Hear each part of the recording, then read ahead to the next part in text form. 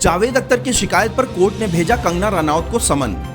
महाराष्ट्र की एक स्थानीय अदालत ने कंगना रनौत के लिए समन जारी किया है। यह समन गीतकार जावेद अख्तर की मानहानि के मामले में पुलिस की रिपोर्ट के आधार पर जारी किया गया है।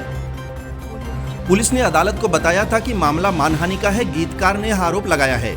इस मामले में आगे की जांच की जरूरत है। गीतकार जावेद अख्तर ने पिछले साल नवंबर के महीने में अंधेरी मेट्रोपॉलिटन मजिस्ट्रेट कोर्ट में कंगना के खिलाफ मानहानि की शिकायत दर्ज की थी। बिना मास्क लोकल में यात्रा कर रहे लोगों के खिलाफ कार्रवाई। मुंबई की लाइफलाइन लोकल ट्रेन, जिसे कोरोना के कारण बंद कर दिया गया था, सोमवार 1 फरवरी को आम जनता के लिए फिर से शुरू कर दिया गया। लोकल सेवा यात्रियों के लिए नियम और शर्तें लागू करके शुरू की गई हैं।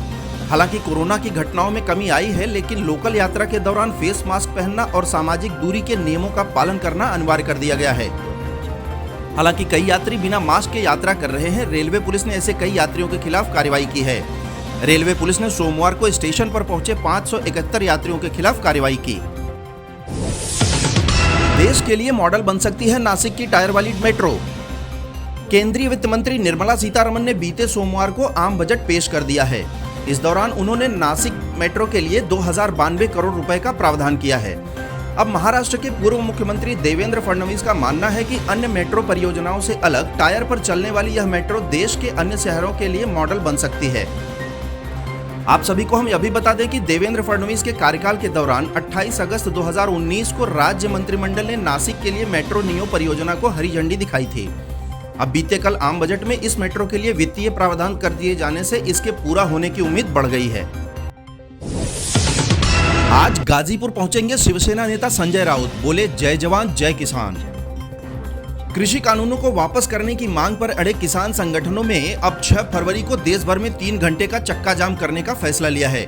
इसके बाद अब केंद्र की सत्ता से खफा विपक्षी पार्टियों के नेताओं ने दिल्ली में डटे किसानों के प्रदर्शनों में माहौल बनाना शुरू कर दिया है। आम आदमी पार्टी के नेता जहां लगातार आंदोलन में अपनी मौजूदगी दर्ज करा रहे हैं, वहीं अब एनडीए से अलग होकर महाराष्ट्र में महागठबंधन की सरकार बनाने वाली शिवसेना के नेता भी आंदोलन में पहुंचेंगे।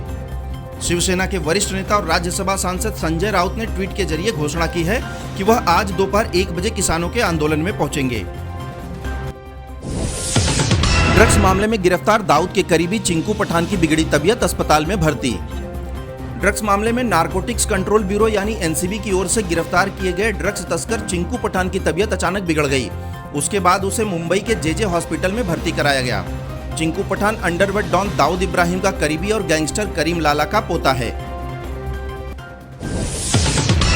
बजट पर बोले देवेंद्र फडणवीस, लोगों का मुंह बंद कर देने वाला बजट है यह। 1 फरवरी को आम बजट आ गया है। वहीं बजट आने के बाद प्रधानमंत्री नरेंद्र मोदी ने प्रतिक्रिया दी है। उन्होंने बीते कल ही कहा, इस बजट में किसानों की आय बढ़ाने पर जोर दिया गया है। कृषि बाजार समितियों को और मजबूत करने के उपाय किए हैं। अब प्रधानमंत्री की इसी बात को लेकर महाराष्ट्र के पूर्व मुख्यमंत्री देवेंद्र फडणवीस ने अपनी प्रतिक्रिया दी है। उन्होंने कहा, जो लोग यह अफवाह फैला रहे थे कि नए कृषि कानूनों से किसानों के लिए हितकारी कृषि उत्पाद बाजार समितियां बंद हो जाएंगी, उन लोगों का मुंह बंद करने वाला यह बजट है। बजट के जरिए वोट की गंदी राजनीति कर रहा है केंद्र।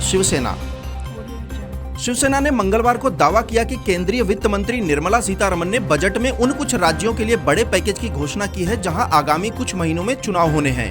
उसने पूछा कि क्या बजट का इस्तेमाल चुनाव जीतने के हथियार के रूप में करना सही है। शिवसेना के मुखपत्र सामना के संपादकीय में कहा गया कि उन राज्यों को अधिक धन आवंटित करना घूस देने के समान है जहां आगामी कुछ महीनों में विधानसभा चुनाव होने वाले हैं। उसने केंद्र पर बजट के जरिए वोट की गंदी राजनीति करने का नया चलन शुरू करने का आरोप लगाया।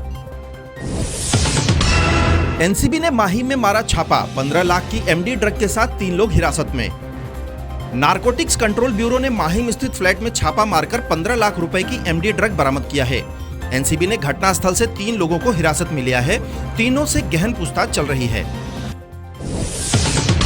मुंबई के एक 5 स्टार होटल में एक अभिनेत्री के साथ अश्लील हरकत किए जाने का मामला सामने आया है। अभिनेत्री एक वेब सीरीज की शूटिंग के लिए इस होटल में ठहरी हुई है।